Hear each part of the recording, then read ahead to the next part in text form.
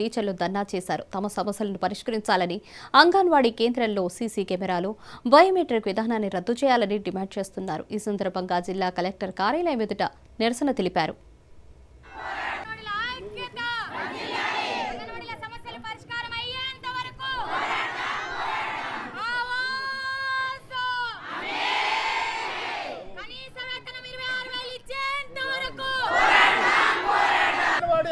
పాత పద్ధతిలోనే ప్రమోషన్లు అంగన్వాడీల ఐక్యత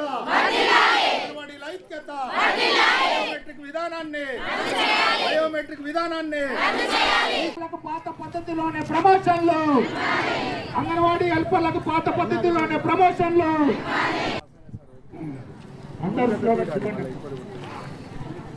అంగన్వాడీల ఐక్యత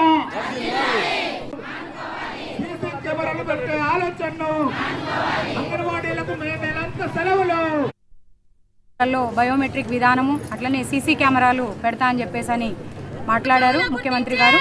అనేక సంవత్సరాల నుండి మమ్మల్ని ప్రభుత్వ ఉద్యోగులకు గుర్తించాలని, పెరుగుతున్న ధరలకు అనుగుణంగా కనీస వేతనం 26,000 రూపాయలు చెల్లించాలని చెప్పేసి, అట్లనే ఈఎస్ఐపిఎఫ్ సౌకర్యం కల్పించాలని చెప్పేసి, పదోన్నతి కల్పించాలని, అట్లనే అంగన్వాడీ కేంద్రానికి మౌలిక సదుపాయాలు కల్పించాలని చెప్పేసి, టీఏడిఏలు గత ప్రభుత్వం ఆపేసింది ఇవ్వాలని చెప్పేసి, ఇంక్రిమెంట్లు ఇవ్వాలని చెప్పేసి అనేక అంశాలు అంగన్వాడీ కేంద్రం నిర్వహణ చేయడం కోసం ఏర్పడుతున్న ఇబ్బందులన్నింటినీ కూడా ప్రధాన డిమాండ్లుగా పెట్టి అనేక మార్లు మేము ధర్నాలు చేసాం. ఈ కొత్త ప్రభుత్వం ఏర్పడిన తర్వాత సమస్య పరిష్కారం దిశగా ఆలోచిస్తుంది అనుకున్నాం. అది ఆలోచించకపోగా మళ్ళీ బయోమెట్రిక్ విధానం అని, కెమెరాలు ఫిట్ చేస్తామని చెప్పేసి మాట్లాడుతూ ఉన్నారు.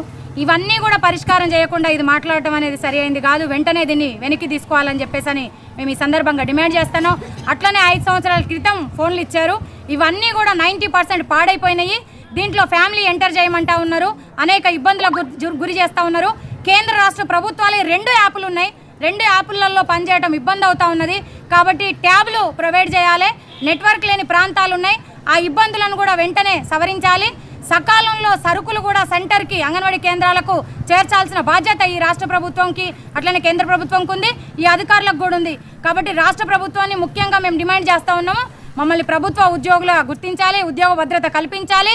మాకు అనేక సమస్యలు ఉన్నాయి, అన్ని పరిష్కార దిశగా ఆలోచించాలని చెప్పేసి ఈ కెమెరా పెట్టడమే పరిష్కారం కాదు, అదనపు పని భారంతో కూడా ఇబ్బంది పడతా ఉన్నాం. ఆ అదనపు పని భారాలను కూడా తీసేయాల్సిందిగా, అట్లనే వయో పరిమితి మించిపోయిన వాళ్ళు కూడా పనిచేస్తూ ఉన్నారు, రిటైర్మెంట్ బెనిఫిట్ కూడా కల్పించాల్సిన అవసరం ఉంది, గ్రాడ్యుయేట్ని ఇంప్లిమెంటేషన్ చేయాల్సిన అవసరం ఉంది.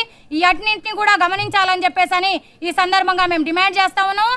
ఒకవేళ సమస్య పరిష్కారం కాకపోతే పెద్ద ఎత్తున పోరాటానికి కూడా సిద్ధపడతామని చెప్పేసి కూడా మేము ఈ సందర్భంగా తెలియజేస్తా ఉన్నాము. ఈరోజు కొత్తగా ఏర్పడిన